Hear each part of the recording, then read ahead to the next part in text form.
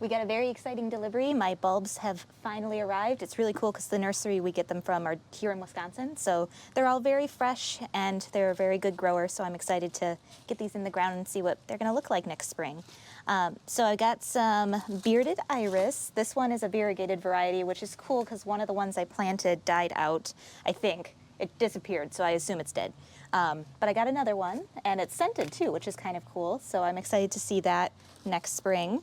And another bearded iris. This one is a thunder bearded iris. So it's got like a grayish purple plume with dark purple on the bottom, and it's really pretty. And they get fairly, 43 inches at the max height. They get fairly large, so excited about those. And then I got another variegated iris that I'm going to put on the other side of the garden, and this one's a yellow variegated. So this one's white, this one's yellow. They're going to be very pretty. They're both purple blooms, and they're scented as well. Another white variegated iris. I'm very big into the variegated foliage, if you can't tell. Another variegated white.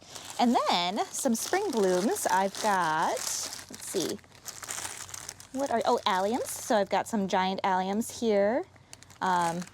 Those are going to be pretty. They're white variety, which I thought was pretty cool.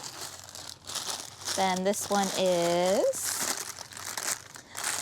butterfly daffodils. They're the raspberry variety, so they've got kind of a pinkness to them, and they're mid-spring. So we've got our late spring in the iris, early spring with the allium, this particular variety of allium, and then this variety of daffodil will come in mid-spring. Then I got a lot of these. These are probably my crocuses. Pink charm. Oh no, these are also daffodils. I must have gotten more of those than I thought I did. So another pink daffodil. Those are mid-spring as well. I just really love that salmony pink color with the yellow. I think it's so pretty.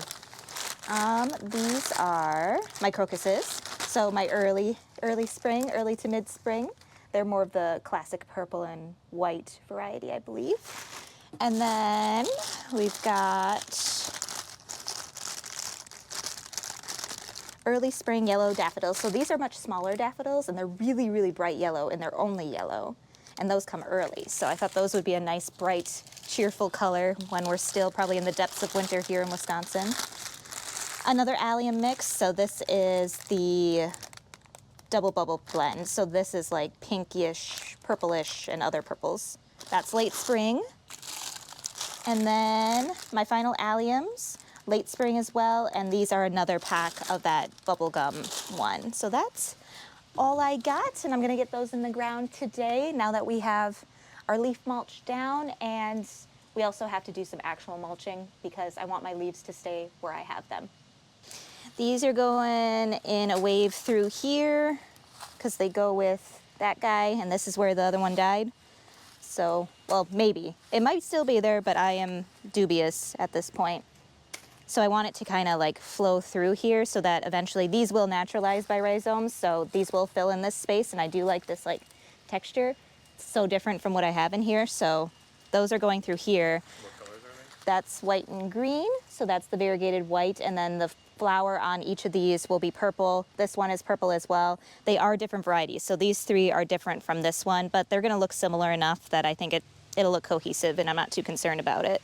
But yeah, eventually I want it to like kind of flow through here and make that grassy texture. Where these are different, but I want to like mimic the same texture over on the other side of the garden, but these are the thunder bearded iris. Feel the thunder bearded iris. And then this one is the variegated yellow. And eventually I'll have more of these, but right now they're kind of expensive, so I got one. Probably going on the other side. Yeah, those are going over here to get that same texture, but different enough, especially since I don't have a ton of yellow on this side and I want yellow to be an accent. Now, I know I had to cut back Monarda here, so I got to see if I can find it. Here it is. So the Monarda's here, and it's here, which means I can probably put one here, which would actually be good. Irises like water, and our downspout is right through here, so giving them a little extra water. And we'll put one there too. Yeah, I like the variegated yellow. Yeah, that's gonna work because it's right next to the reddish purple, and the yellow is gonna look really nice together. Then crocuses are my little guys. And I want these bunched because these will naturalize as well. So I want them to kind of do their thing, and I don't want to have to mess with them. And they're really small, so I've got a ton of them. And like I said, they naturalize. What does that mean? So certain bulbs will just stay in the ground and just come back every year, and they won't like spread. But how these naturalize is they have like the mother plant basically, and then they give off little corms, little bulbs or corms, and then they'll grow from that. So like irises are rhizomes, so they're very low, shallow growing, and they bud out like tubers almost from the mother plant, where these guys just kind of get these little tiny bulbs off of them. So when you... So that means they're spreading more? Yeah, that's how they spread, versus like normal seeds. This is all underground. None of this is above ground. So that's kind of the cool thing, is you don't really see it until all of a sudden you have a ton of plants everywhere. Daffodils are the same way. There's some daffodils that will naturalize and there's some that won't. I have kind of half and half with the ones that I bought. Yeah, I think what I would do is just do like little like natural, because I don't want it to look too like, here's a row of crocuses, because they're really tiny. That would look weird. I think instead what I want is like a little grouping here, a little grouping here, you know? Just a little bit.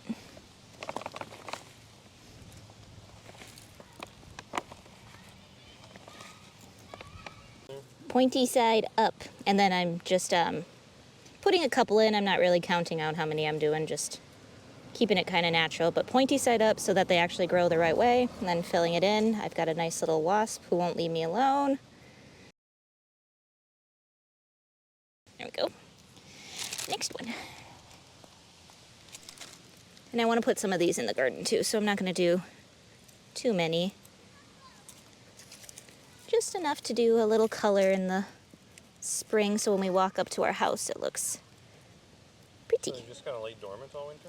Yep, they just hang out. They gather up, so they gathered up energy. Well, how bulbs kind of work is, so when they put up their foliage and their flowers and stuff, the leaves are trapping sunlight and feeding the bulbs. So once the flower's done, the leaves have to stay up. So a lot of people want to cut them back, but you can't, because that's how it gets power to be able to do a bloom for the next season. So these have already bloomed at the nursery, and they've cut them back when the foliage was like dry, and then they're all stored up and ready to go for next season. And then I plant them in here, and as soon as it's warm enough days for a certain amount of days, they come up. But crocuses are cool because they come up before anything else around here. So you could have these as early as March, which is still very much winter here. Yeah, the coolest thing about bulbs is they just hang out. They come back every year and they just do their thing, they bloom, and then they disappear. Crocuses again. They're towards the front of the garden bed so that they're short. And you can see them. Oh, worm. The variegated iris, and they're cool because they only need to be on the surface. So you kind of plant them where it's like,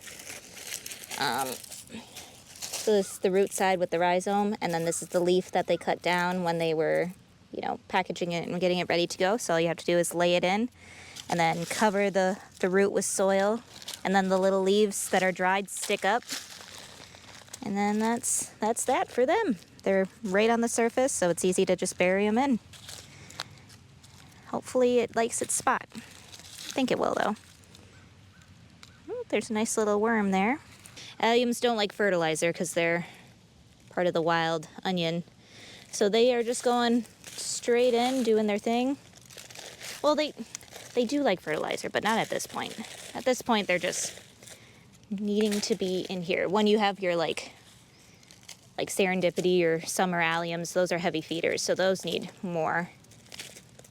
But when you're planting these guys, they don't need much. And also they're right next to my Russian sage, which really doesn't like fertilizer. So I'm just gonna forego it. This soil's plenty rich, and we've got all this leaf litter coming in, so I'm sure they'll be fine. They'll be happy. And nothing will eat them because they are onions. So it's good too. It's kind of nice to not have to worry about the actual plant when I'm planting these. I'm sure it'll be the same when I plant seeds, where it's just like put them in and cover them up. Where like planting plants, you have to worry about the actual plant and not hurting it. For this, it's just Yep. Yeah.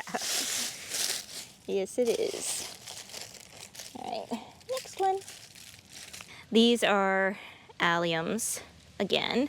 The last of the alliums. Oh, wait. Never mind. These are the snowdrops. Snowdrops are going in here.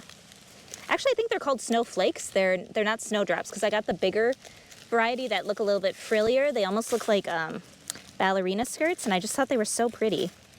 So those are going in here, and they get large. They get like 12 to 18 wide, where normal snowdrops are like this big.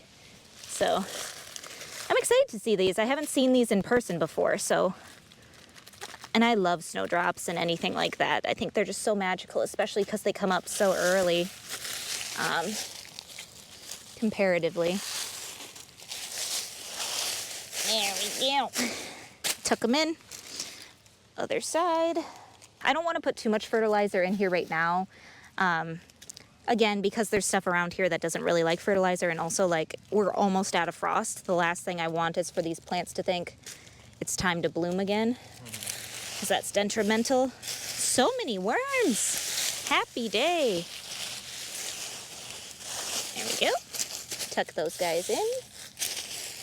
All right, we got about half the bulbs in. We are pausing on that for today because we really want to get this mulch down. Yeah, that's kind of the priority right now. I'm really excited about this mulch though. The reason that I chose this is I wanted something that was going to amend the soil once again. So pine tends to break down a little bit faster than some of the other mulches. And it's also a non-dyed nugget, I guess. It's a non-dyed chip, which I prefer. It's a little bit more natural. And yeah, it's just going to break down really well, and I think it'll look really nice on top of everything. Clean it up a bit, because the leaves are great. I'm excited they're there, but they don't look the prettiest. So that's what we're going to get done right now.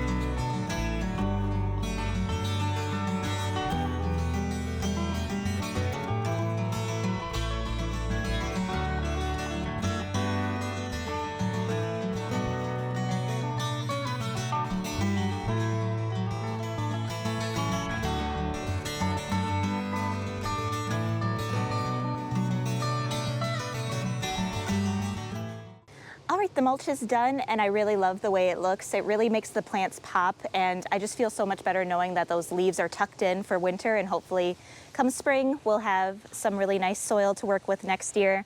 And it just it adds a lot of contrast. I'm just really happy with how clean it looks now. So last steps are getting our fence painted. Our fence needs to be painted, and then we're going to finish up this side of the path. And I think that's going to be it for the garden this year, besides cut back and stuff. So tune in for the next one to see all that. Bye.